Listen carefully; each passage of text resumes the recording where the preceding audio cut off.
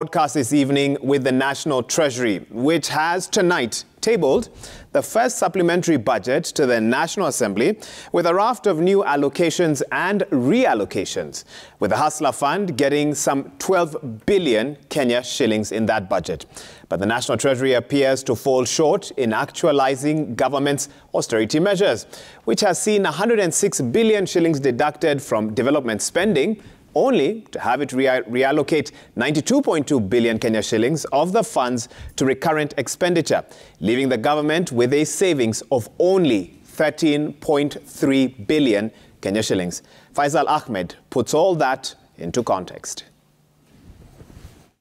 In his first supplementary budget to Parliament, Treasury boss Professor Njuguna Ndung'u has moved around budgetary allocations, deducting 106 billion shillings from development expenditure and reallocating 92.2 billion shillings of this to recurrent expenditure.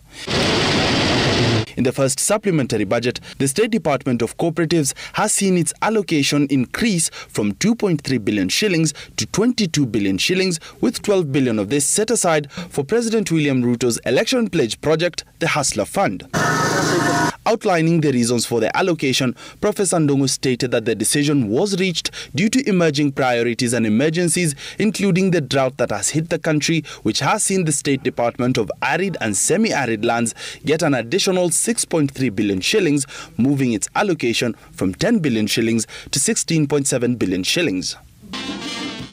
Some of the ministries that have seen their budgets cut include the State Department of Interior and Citizen Services from 143.5 billion shillings to 112.1 billion shillings, a 31 billion shilling deduction. On the chopping block too is the Ministry of Water and Sanitation, whose allocation has been cut from 83.9 billion shillings to 59.7 billion shillings.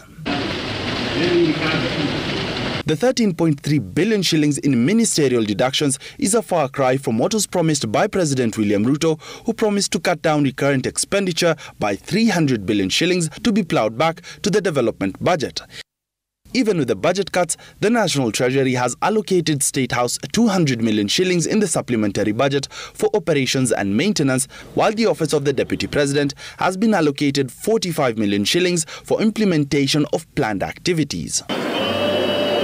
Professor Ndung'u explained the rationale behind the supplementary budget waste, giving additional funding to emerging priorities and emergencies, fund previously approved reallocations, and rationalizing of the budget to align with the revised reorganization of government and Executive Order 1 of 2023. Further, the National Treasury says that the government will continue to carry out tax reforms by modernizing and simplifying tax laws to improve the tax revenue base.